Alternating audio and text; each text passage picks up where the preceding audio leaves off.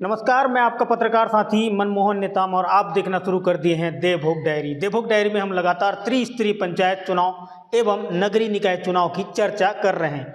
आपके बीच हर अपडेट मैं साझा कर रहा हूं और आज हम बात करेंगे देवभोग नगर पंचायत चुनाव की, जिसे मैं नाम दिया हूं देवभोग का दंगल। आज हम देवभोग के दंगल पर चर्चा करेंगे।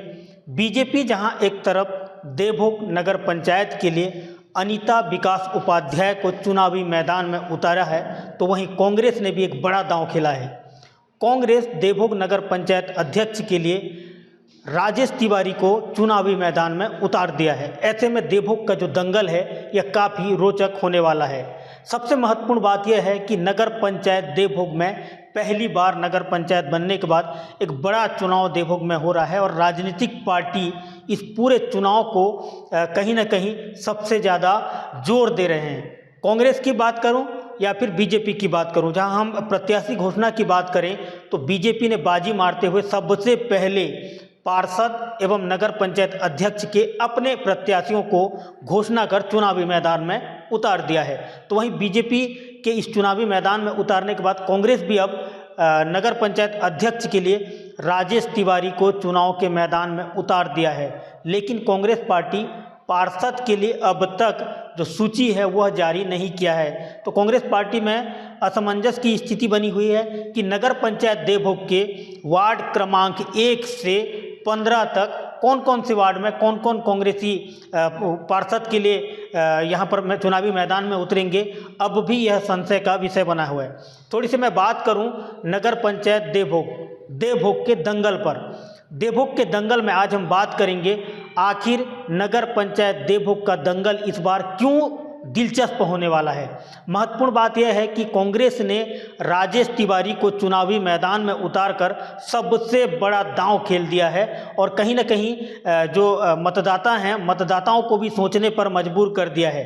राजेश तिवारी बेदाग स्वच्छ छवि के और राजेश तिवारी कांग्रेस पार्टी देवभोग शहर के अध्यक्ष भी हैं। राजेश तिवारी, सबसे महत्वपूर्ण बात है कि राजेश तिवारी को उनके व्यवहार के नाम से लोगों के बीच उनकी अच्छी पकड़ है। राजेश तिवारी का व्यक्तित्व, उनका व्यवहार और उनका लोगों के साथ उठना बैठना ये लोगों को काफ़ी प्रभावित करता है। और हम देख भी रहे हैं नगर पंचायत चुनाव में कि पान ठेला चौक चौराहों में चर्चा का विषय भी बना हुआ है। लोगों का यह कहना है कि नगर पंचायत का चुनाव कांग्रेस बीजेपी के ऊपर नहीं होगा, व्यक्तित्व के ऊपर होगा।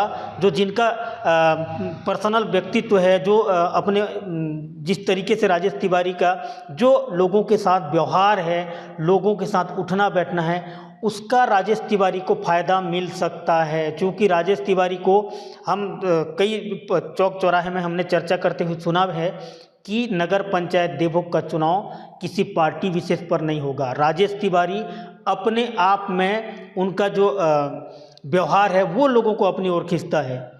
लेकिन बीजेपी को बिल्कुल, बीजेपी से भी जो प्रत्याशी बनाई गई हैं अनीता उपाध्याय, उन्हें भी कांग्रेस को कमतर आंकना नहीं चाहिए, क्योंकि अनीता उपाध्याय बीजेपी से उन्हें टिकट दिया गया है। और दूसरी बात, राजापारा क्षेत्र का जो मतदाता हैं वो अनीता उपाध्याय से जुड़ी हुई हैं। साथ ही साथ हम बात करें सोनामुंदी और झाराबहाल के जितने मतदाता हैं अनीता उपाध्याय के सबसे करीबी माने जाते हैं। ऐसे में कांग्रेस को भी अनीता उपाध्याय को कम नहीं आंकना चाहिए। तो वहीं दूसरी तरफ हम बात करें तो बीजेपी को भी राजेश तिवारी को लेकर कमतर नहीं आंकना चाहिए। मतलब साफ है कि देवभोग का जो दंगल है यह दिलचस्प होने वाला है और देवभोग के दंगल में आप भी नहीं बता सकते, हम खुद अभी तक आकलन कर रहे हैं, हमें भी स्पष्ट नहीं है कि दोनों का जो युद्ध है, जो चुनावी जो मुकाबला है, कांटे का टक्कर होने वाला है। और दोनों को जिस तरीके से कांग्रेस और बीजेपी ने प्रोजेक्ट किया है, राजेश तिवारी को कांग्रेस ने किया है,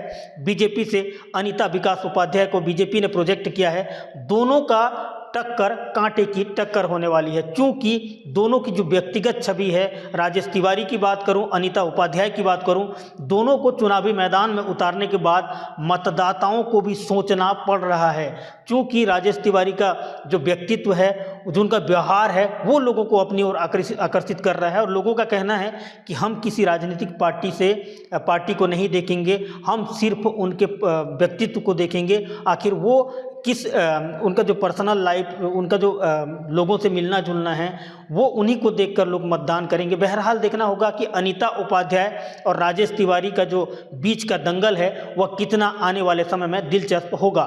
आज के लिए बस इतना ही। कल किसी नए मुद्दे को लेकर फिर हम हाजिर होंगे। तब तक के लिए नमस्कार, जय जोहार, जय देवभोग।